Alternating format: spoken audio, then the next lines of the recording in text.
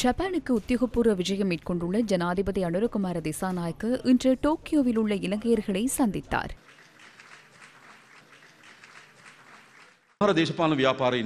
சில அரசியல்வாதிகள் உள்ளனர்.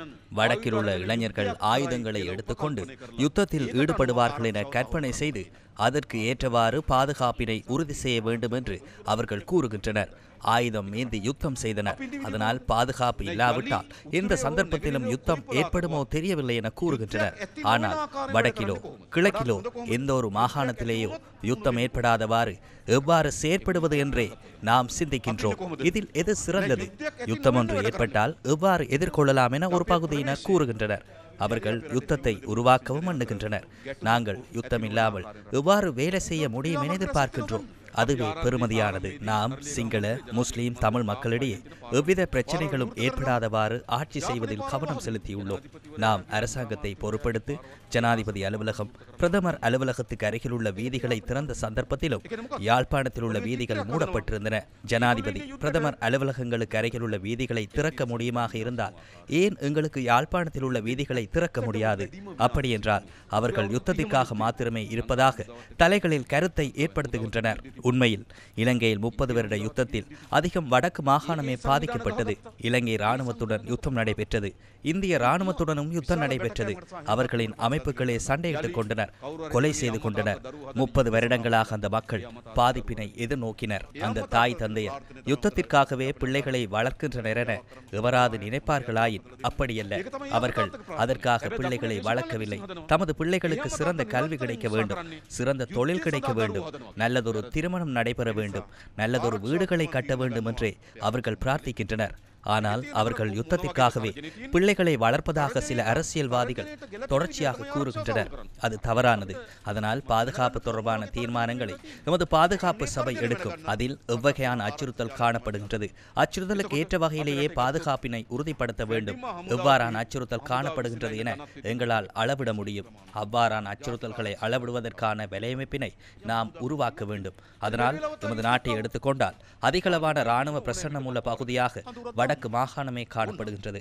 அதனால் படிப்படியாக தேசிய பாதுகாப்புக்கு ஏற்றவாறு சில இராணுவ முகாம்களை நீக்குவோம். ஒருவேளை மீண்டும் யுத்தம் வந்தால் என எவராவது நினைப்பார்களாயின் தேவையான காணிகளை கைப்பற்றி முகாம்களை அமைப்பதற்கு அரசாங்கத்தால் முடியும். தேவை ஏற்பட்டால் மாத்திரம் அவ்வாறு இடம்பெறாது. அவ்வாறு செய்யும் போது முகாம்களை அகற்றுவதாக கூறுகின்றனர். இல்லை, இதில் என்ன உள்ளது? மீண்டும் ஒரு யுத்தம் ஏற்படாவிட்டாலும் இந்த நாடு முன்னோக்கி செல்வதற்கு தேசிய ஒற்றுமையை ஏற்படுத்துவதற்கான நடவடிக்கையை எடுத்துள்ளோம். கடந்த 30 வருடங்கள் வடக்கில் என்னவெல்லாம் நடைபெற்றாலும் அபிவிருத்தி இடம்பெறவில்லை என்பதை நீங்கள் நன்றாக அறிவீர்கள். அந்த பகுதியில் உள்ள வீதிகள் சேதமாகியுள்ளன.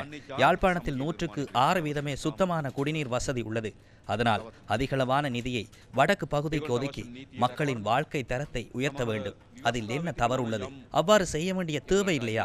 அதனால் தேசிய ஒற்றுமையை ஏற்படுத்துவதற்கு நடவடிக்கை எடுத்துள்ளோம். அவர்களுக்கு தேவையான சட்ட பாதுகாப்பு, அவர்களின் உரிமைகளை பாதுகாக்காத வகையில் அரசியலமைப்பில் ஏதாவது விடயங்கள் காணப்படுமாயின் அதனை மாற்றுவதற்கு தயாராக உள்ளோம். அதனை மாற்றி நமது நாட்டில் உள்ள சிங்கள தமிழ் முஸ்லிம் மக்களுக்கு சம உரிமையுள்ள அரசாங்கமாக மாற்றியமைப்போம்.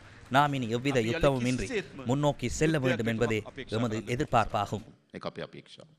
இதேவேளை அனைவருக்கும் சட்டம் சமமாக நடைமுறைப்படுத்தப்படும் எனவும் ஜனாதிபதி தெரிவித்தார்.